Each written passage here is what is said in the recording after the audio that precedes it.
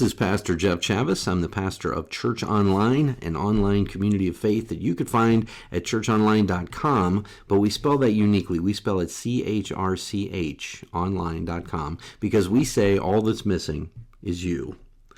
This morning, I'd like to talk about holy interruptions. Now, that sounds like a strange way to say it, but what is a holy interruption? I don't know if you've ever noticed, but when you read the Gospels, you see that Jesus was interrupted all the time. I mean, think about it. You know, the woman with the issue of blood. He's walking along a crowd of people, and then he's interrupted by this woman that touches the hem of his garment and is healed. Or the centurion whose servant is sick and interrupts Jesus in the middle of his day. And the interesting thing is this never seemed to bother Jesus. In fact, it's almost as if Jesus knew that this was all part of God's agenda. Like the interruptions were just what God wanted him to do. I want to take you to one of those interruption places, one of my favorites actually, and this is in Mark's Gospel chapter 10 verse 13. Mark's Gospel chapter 10 verse 13, and this is one of the ones that we find in Matthew and in Mark and in Luke, not in John, but we find it in 3 out of the 4 Gospels, so it seemed like this was an important story that we needed to understand.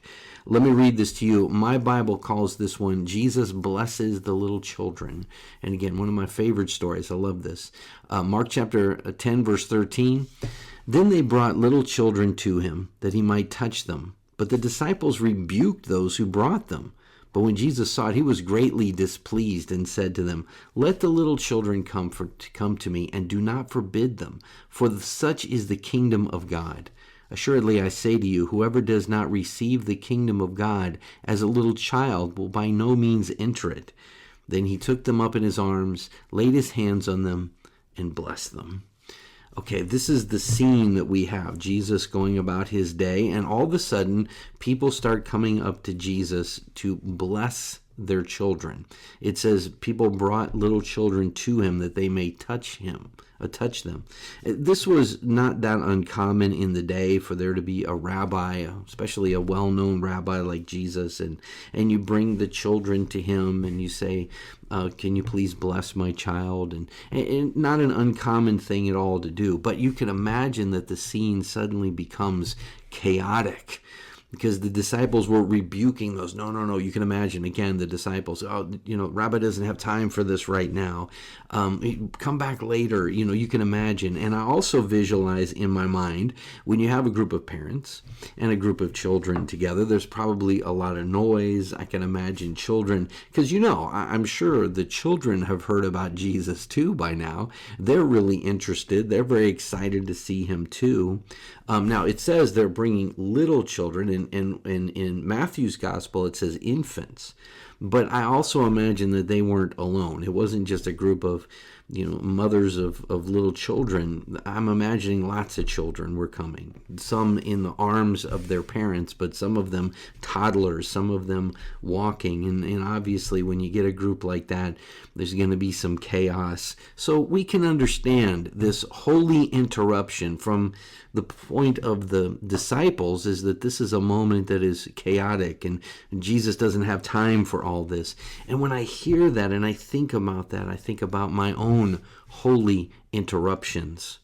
When are the times in our lives when we seem like we're interrupted by something, maybe even something like this, chaotic? Oh, how about something that involves children? We can imagine that the scene, but it's interesting. Verse 14 says, when Jesus saw it, he was greatly displeased. That's an interesting point.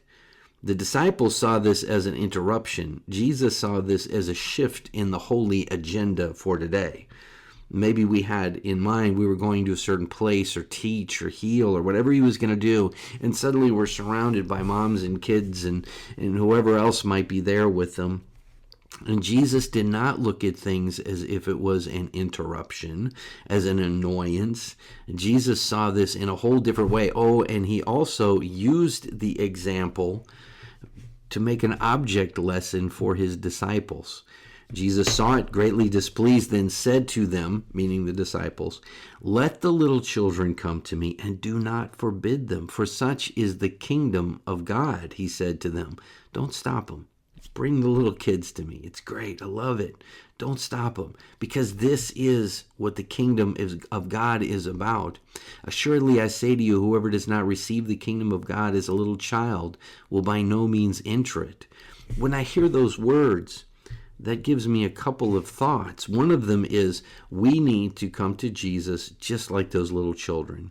You can imagine them coming, some of them curious. Like I said, I'm sure they've heard their parents talk. I'm sure they know what's going on.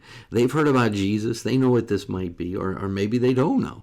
And they're just wondering, who is this strange man that mom and dad are taking me to?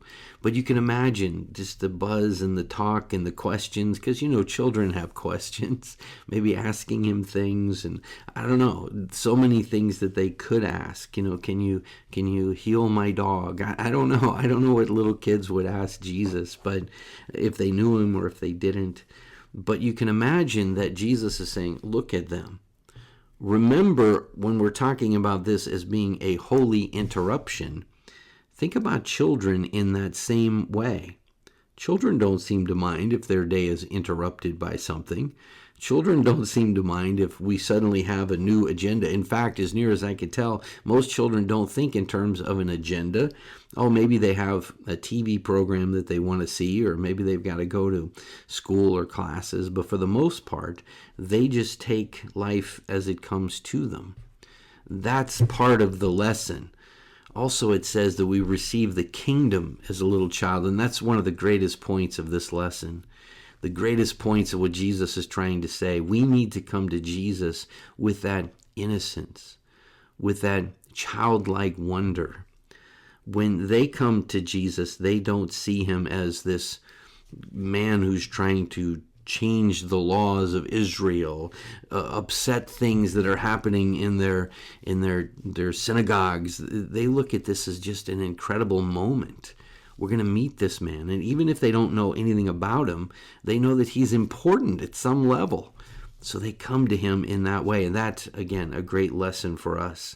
We as adults have a tendency to think of Jesus in our lives, maybe at times, as that holy interruption.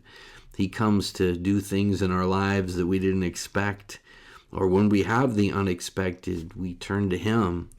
But the truth is, we need to think in terms of being like a little child. We come to Jesus in all of our innocence. We come to Jesus with questions, but not things that are going to hold us back.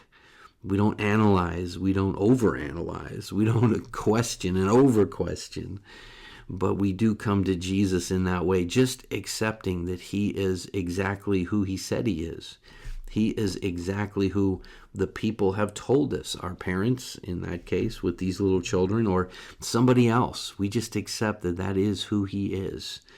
And that is what Jesus is trying to emphasize in this moment of holy interruption. So today, I want you to think about it.